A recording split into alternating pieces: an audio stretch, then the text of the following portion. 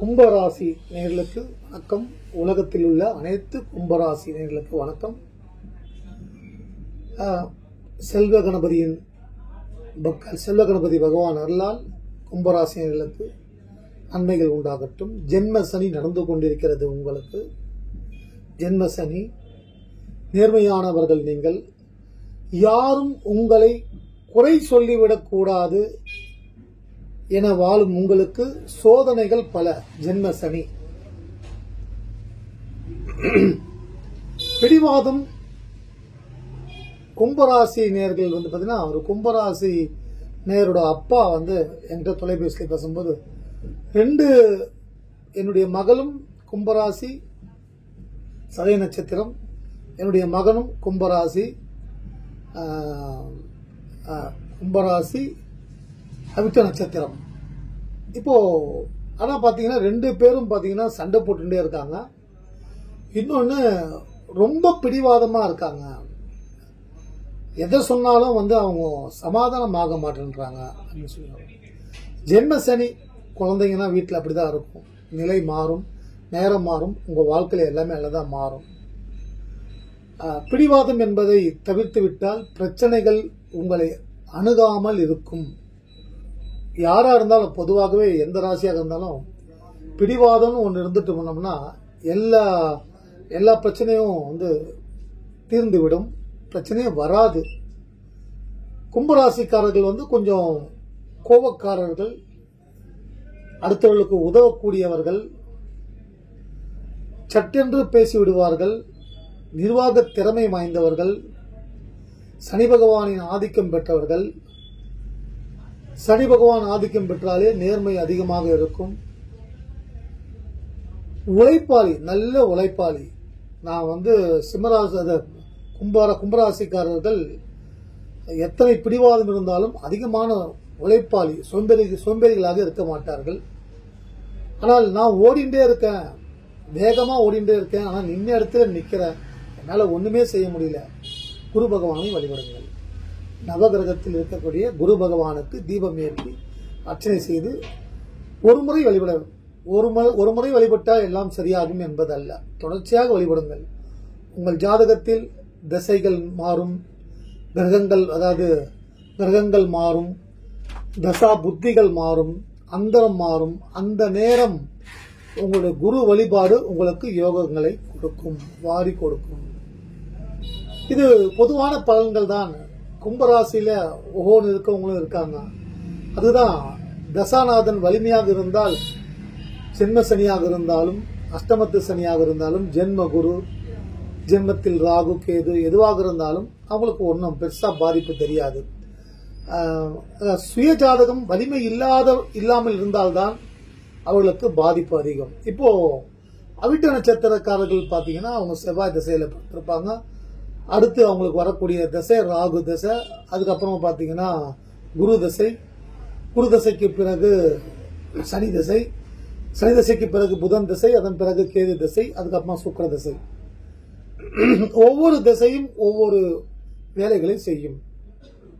உங்க ஜாதகத்துல நல்ல அம்சத்தில் அமர்ந்தால், நல்ல பாவத்தில் அமர்ந்திருந்தால் உங்களுக்கு அடுத்து வர திசைகள் கை கொடுக்கும். ஒரு திசை நடக்குதுன்னா அந்த திசையை சுப கிரகங்கள் பார்வை பெற்றால் அந்த திசை யோகங்களை வாரி கொடுக்கும். அந்த சமயத்தில் ஜென்ம சனி எந்த கஷ்டங்கள் வந்தாலும் அது எதுவும் உங்களுக்கு பாதிப்பை தராது. அடுத்து சதய நட்சத்திரமாக இருந்தால் ஆரம்ப தசையே ராகு தசை. நீங்கள் சதய நட்சத்திரமாக இருந்தால் உங்கள் வீட்டில் உங்க அப்பா அம்மா நீங்க பிறந்தவன நிறைய பணம் கொட்டியிருக்கும், நல்ல ஓன் வளர்ச்சியில் இருப்பாங்க. அந்த ஒரு தசை வச்சு மட்டும் சொல்லிவிட முடியாது, மற்ற கிரகங்களும் பார்க்கணும். பொதுவா ராகு திசை. ராகு என்றாலே செல்வ மழை பொழியும். ராகு துர்க்கை அம்மனை வழிபட்டால், ராகு திசையில் பிறந்தவர்கள் சதய நட்சத்திரக்காரர்கள் வாழ்நாள் முழுவதும் துர்க்கை அம்மனை வழிபட்டால் எதிரிகள் விலகுவார்கள், கெட்டது விலகும், நன்மைகள் தடைபடாமல் நிறைவேறும். அடுத்து பூரட்டாதி நட்சத்திரக்காரர்கள் குரு திசையில பிறந்திருப்பாங்க. இந்த குரு திசையில பிறந்தவங்க தனஸ்தானாதிபதி, லாபஸ்தானாதிபதி குரு. அவங்களுக்கு அந்த தசை அவங்க பிறக்கும் பொழுது குழந்தையாக இருக்கும்போது அவர்களுக்கு எந்த நன்மைகள் செல்வங்கள் வந்தாலும் அது அவங்க அப்பா அம்மாவுக்கு தான் சேரும். ஆனா குரு தசையில் பிறந்தவர்கள் அடுத்தவர்களுக்கு அறிவுரை சொல்லும் அளவுக்கு ரொம்ப புத்திசாலியாக இருப்பார்கள். எந்த கணத்திலும் நாம் வீழ்ந்து விடக்கூடாது அப்படின்றதுல ரொம்ப கவனமா இருப்பாங்க. ஆனா ஜென்ம சனி அது அதாவது அவிட்ட நட்சத்திரம் செவ்வாய் தசை, அங்காரக பகவானின் செவ்வாயோட குணம் இருந்தாலும் கோபம் குறைத்துக் கொள்வது நல்லது. அவிட்ட நட்சத்திரக்காரர்கள், சதய நட்சத்திரக்காரர்கள் ஆசை அதிகமாக இருக்கும். அவர்கள் கனவு காண்பது எல்லாமே பிரம்மாண்டமாக இருக்க வேண்டும். ஒரு கார் வாங்கினாலும் அதுலயே நல்ல பெஸ்ட் கார் வாங்கணும். வீடு கட்டினாலும் அடுத்தவங்க புகழ்ற மாதிரி அவங்க ஆசைகளுக்கு ஏற்ற மாதிரி வச்சுப்பாங்க.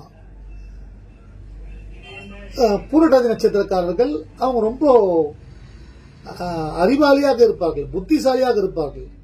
புத்திசாலிகளை முட்டாள்களாக ஆக்கக்கூடிய நேரம் தான் ஜென்ம சனி. முட்டாள்கள்னா ரொம்ப கேர்ஃபுல்லா இருப்பாங்க. திடீர்னு ஏதோ ஒரு சின்ன தப்பு பண்ணிட்டேன், முட்டாள்தானோ பண்ணிட்டாங்க, அதுல போய் பணத்தை போட்டாங்க, மாட்டிக்கிச்சிங்க, அது பணம் வீணா போச்சுங்க, அவனுக்கு கொடுத்தங்க பணம், நம்பி கொடுத்தங்க, ஏமாத்திட்டாங்க அப்படி சொல்லுவாங்க. கும்பராசி, கோபுர கலசத்தின் மேல் இருக்கும் கும்பராசி. உங்கள் குணங்கள், எண்ணங்கள், செயல்கள் எல்லாமே உயர்ந்திருக்கும் கும்பராசி. கும்பராசிக்கு ஜென்ம சனி. இந்த வார கிரகநிலைகள் எப்படி உள்ளது என்பதை பார்ப்போம். குரோதி வருடம் ஆவணி மாதம் 18ஆம் தேதி.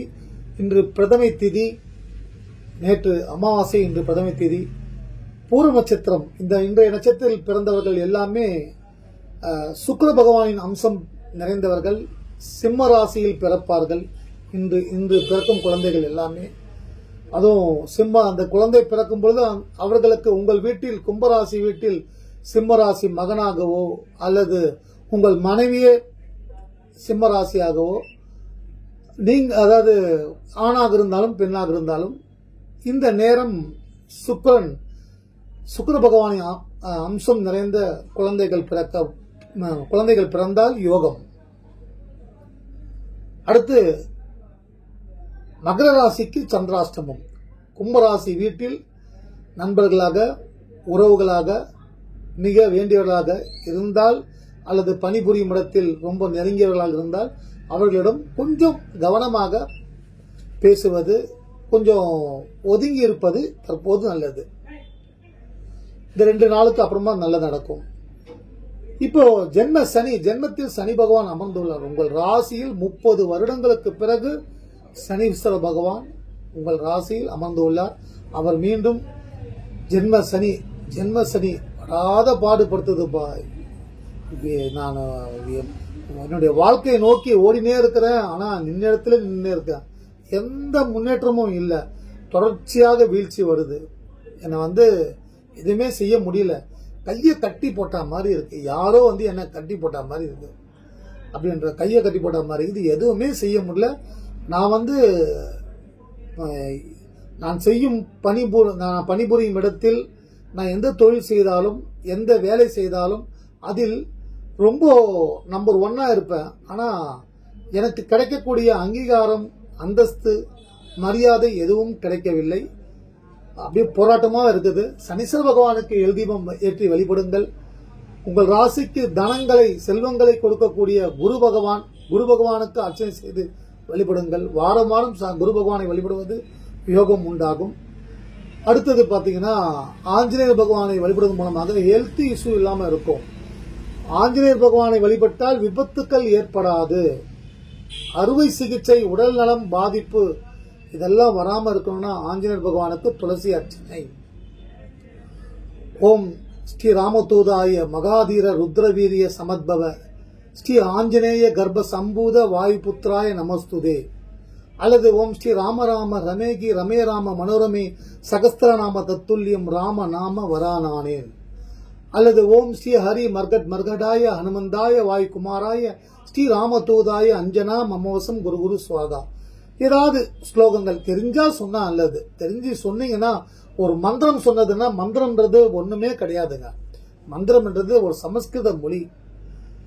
கடவுளை நினைத்து நாம் இந்த மந்திரம் சொல்லும் பொழுது கவனம் எதுவும் சிதறாமல் இருந்து அந்த சொல்லும் பொழுது அவர்கள்ட்ட என் குறைய நான் சொல்லிட்டேன், அவர் என்னை காப்பாற்றுவார் என்ற ஒரு மனதில் அழுத்தமான தன்னம்பிக்கை கிடைக்கும் மந்திரம் சொன்னால்.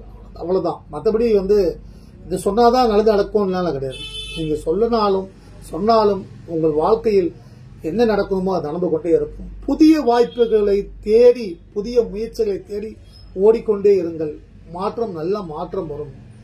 வருகிற 2025 5ஆம் மாதம் மேல கும்பராசினியர்கள் குரு மிதுன ராசியில் அமர்ந்து கொண்டு 9ஆம் பார்வையாக உங்கள் ராசியின் மீதும் லாபஸ்தானத்தின் மீதும் பாக்கியஸ்தானத்தின் மீதும் குரு பார்வை. இந்த ஜென்ம சனியில இந்த 2 வருஷம் நீங்க படாத பாடு, நிறைய கடன் சேர்ந்துச்சு சார். கடன் பணம் வரவே இல்லை. எனக்கு வாய்ப்பு வந்தா நான் கொடுக்குறேன்லாம் கொடுத்துருவேன். அவமானமா இருக்கு, ரொம்ப கஷ்டமா இருக்கு, பதில் சொல்லவே முடியல. நான் அன்றாடம் வாழ்வதற்கு கூட எனக்கு சாப்பாட்டு கூட எனக்கு வசதி இல்லாம இருக்கு. எப்படியோ மேனேஜ் பண்றேன். ஒவ்வொரு மாசமும் ஒவ்வொரு நாளும் எனக்கு போராட்டம் தான் அப்படின்னு சொல்லி நிறைய பேர் பல விதத்துல ஒவ்வொரு வயதிலும் கும்பராசினியர்கள் 10 வயசுல இருக்கலாம், 20 வயசுல இருக்கலாம், 30 வயசு, 40 வயசு, 50, 60, 70, 80 இந்த வயசுல இருக்கலாம். ஒவ்வொரு வயதுக்கு ஏற்றாற் போல பிரச்சனைகள் தொடர்ச்சியாக இருந்து கொண்டே இருக்கிறது. இதுல நல்லா இருக்கவங்களுக்கு வாழ்த்துக்கள். நீங்க நல்லா இருக்கணும், மேலுமே நல்லா இருக்கணும். விநாயகர் பெருமானை வழிபடுங்கள். விநாயகர் பெருமானுக்கு அருகம்புல் அதை கையில 2 கையில அருகம்புல் வச்சுக்கிட்டு நல்ல விநாயகர் பெருமானை வேண்டிக்கிட்டு ஓம் சுமுகாய நம, ஓம் ஏகதந்தாய நம, ஓம் கபிலாய நம, ஓம் கணதக்ஷாய நம, ஓம் தூமகேதுவே நம, ஓம் ராஜ விநாயகாய நம, ஓம் ஸ்கந்தபூஜாய நம, ஓம் கஜகன்யாய நம, ஓம் மகரதுண்டாய நம, ஓம் பாலச்சந்திராய அப்படியே வரும். இல்லாட்டி ஒரே வார்த்தையை சொல்லலாம். செல்வ கணபதியே சரணம், மகா கணபதியே சரணம். உங்களுக்கு எந்த பிள்ளையார தெரியுமோ அவரை வேண்டிங்க. செல்வ விநாயகரை வேண்டலாம், சக்தி விநாயகரை வேண்டலாம், யோக லட்சுமி விநாயகரை வேண்டலாம், கணபதி செல்வ கணபதியை வேண்டலாம். அப்படி எந்த நாமங்களை சொல்லி நீங்க தொடர்ச்சியாக பிள்ளையாரை உட்கார்ந்துகிட்டு உங்க வீட்டுல பிள்ளையார் சதுர்த்தி வரப்போகுது, இப்ப எல்லாருக்கும் வரப்போகுது. இந்த பிள்ளையாரை வேண்டுங்க, எல்லா குறையும் நீங்கும். பிள்ளையாரை வேண்டினால் 9 கிரகங்கள் மூலம் தரக்கூடிய தோஷங்கள் குறையும், விலகாது. அது கடமையை செய்யும் கிரகங்கள், ஆனா குறையும். அதுல இருந்து தப்பிக்கிறதுக்கு உண்டான வழிவகைகளை கொடுப்பார் விநாயகர் பெருமான். கும்பராசி முயற்சியில் தொடருங்கள். மாணவ மாணவிகளுக்கு இப்ப இருக்கக்கூடிய கிரகங்கள் பாத்தீங்கன்னா கும்பராசிக்கு 6ஆம் இடத்துல புதன், 7ல் சந்திரனும் சூரியனும் 7ஆம் இடத்தில். அடுத்து 8ஆம் இடத்தில் சுக்கிரன் மறைந்து உள்ளார். கணவன் மனைவி பேசும் பொழுது நிறைய பேர்களுக்கு எனக்கு தெரிஞ்சு கும்பராசினிகளுக்கு கணவன் மனைவி வாழ்க்கையில ரொம்ப பிரச்சனைகள். ஒரு சிலருக்கு கல்யாணமே ஆகல, கல்யாணம் ஆகி திருமணமாகி அது நின்று போச்சு. திருமணம் நடந்தும் எந்த பிரயோஜனமும் இல்லை. என் மகன் கஷ்டப்பட்டு கொண்டிருக்கிறான்.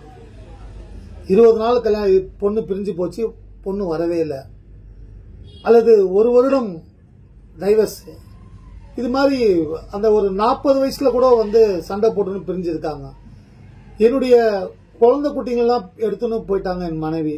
நான் அனாதியா நிராயுதபாணியாக எல்லாவற்றையும் இழந்து தனிமையில் இருக்கிறேன். நான் இருக்கிறதே வேஸ்ட், நான் செத்து போலாம் அப்படின்னு கூட நிறைய பேர் ஒவ்வொருத்தர் இருப்பாங்க. இது தற்காலிகம் தான். உங்கள் துன்பங்கள் தற்காலிகம் தான். முயற்சிகளை செய்யுங்கள். ஏதோ தவறு செய்து விட்டீர்கள், அதற்காக உங்கள் குடும்பத்தில் உள்ளவர்கள் பிரிந்து சென்று விட்டார்கள். என்ன தவறு செய்தீர்கள், எதை நாம் மாற்றிக்கொள்ள வேண்டும்? நமக்கெல்லாம் இந்த கும்பராசி பாத்தீங்கன்னா கொஞ்சம் அடமெண்டா இருப்பாங்க. அதுல எந்த மாற்றம் கிடையாது. இது நிறைய பேர் சொல்லியிருக்காங்க. அதனால அந்த கும்பம்னாலே கோபுர கலசம் தான். நீ எனக்கு அறிவுரை சொல்ற அளவுக்கு நீ சொல்லி நான் வாழணும்னு அவசியம் இல்லை. உன் வேலையை நீ பார், என் வேலை நான் பார். இப்படி எல்லாம் வாழ்க்கையில பேசிக்கொண்டே போனால் வாழ்க்கையில நிம்மதி கிடைக்காது. நாம் இழந்து விடுவது, நமக்கு கிடைக்கக்கூடிய சந்தோஷங்கள், மகிழ்ச்சிகள் அனைத்தையும் இழந்து விடுவோம். அதனால விட்டு கொடுத்து வாழுங்கள். நீங்க இப்போ ஒவ்வொரு தசை வருது இல்லையா, உங்களுக்கு ஆகாத ராசிகள் இருக்கு. ஆகாத 8 கூடிய ராசி கன்னிராசி. கன்னிராசி நேயர்கள் மூலமாக இப்போ ஒரு தாயார் என்கிட்ட கேட்டாங்க, என் மகன் கன்னிராசி, நாங்க நல்லதா இருக்கிறோம், நீங்க எப்படி சொல்லலாம் கும்பராசி கன்னிராசி எதிர் ராசி அப்படின்னு எப்படி சொல்லலாம்னு கேட்டாங்க. இது நல்லதா இருப்பாங்க. இப்போ ஒரு குடும்பத்துல அப்பா அம்மான்னா அப்பா ஒரு ராசி, அம்மா ஒரு ராசி இருப்பாங்க. பிள்ளைகள் பிறக்கக்கூடியது 3 குழந்தைகளாக இருந்தா 3 ராசிங்க இருப்பாங்க. அதனால நம்ம வந்து அந்த குழந்தைகளை நமக்கு ஆகாத ராசின்னு சொல்லி தூக்கி போடுறதெல்லாம் கிடையாது. அந்த குழந்தைகளுக்கு 7.5 சனி, அஷ்டமத்து சனி, ஜென்ம குரு, அதுங்களுக்கு நேரம் ஜாதகத்துல நல்லா இல்லாத போது எந்த தசை நடக்குதோ அப்ப இருக்கும்போது தான் அந்த குழந்தைகள் உங்களுக்கு எதிர்ப்பாக மாறும். நேரம் கெட்டு போயிருக்கும் போது தான் மாறும், தவிர மற்றபடி வந்து மாறாது, நல்லதான் இருக்கும். கும்பராசி நேயர்களுக்கு பாத்தீங்கன்னா சிம்ம ராசி, சனியும் சூரியனும் எதிரிகள். சிம்ம ராசிக்காக ஒரு அண்டர்ஸ்டாண்டிங் இருக்காது. ஆனா மனம் ஒத்து போனால் சிறப்பாக வாழலாம். உங்களுக்கு கலத்திர ஸ்தானாதிபதி 7 குடையவனே சிம்ம ராசி தான். சிம்ம ராசி மனைவி என்ற ஒரு கலத்திர ஸ்தானாதிபதி சிம்ம ராசி தான். லட்சுமி நரசிம்மரை வழிபட்டால் உங்கள் வாழ்க்கையில் ஒத்துமைகள் உண்டாகும். கும்பராசி சனீஸ்வர பகவான் அம்சம் நிறைந்தவர்கள். ஓம் காகத் வஜாய வித்மகே கட்க ஆஸ்தாய தீமை தன்னோ மந்த பசோதியார். சங்கடம் தீர்க்கும் சனீஸ்வர பகவானே மங்களம் பொங்க மனமை தருள்வாய். சச்சரவின்றி சனீஸ்வர தேவே இச்செகம் வாழ நின்னில் தாத்தாத்தவ். ஓம் சாந்தி, ஓம் சாந்தி. ஓம் நீலாஞ்சன சமாபாசம் ரவி புத்திரம் யமாக்ரஜம் சாயா மாத்தாண்டம் சர்வ சம்பூதம் தம் நமாமி சனிச்சரம்.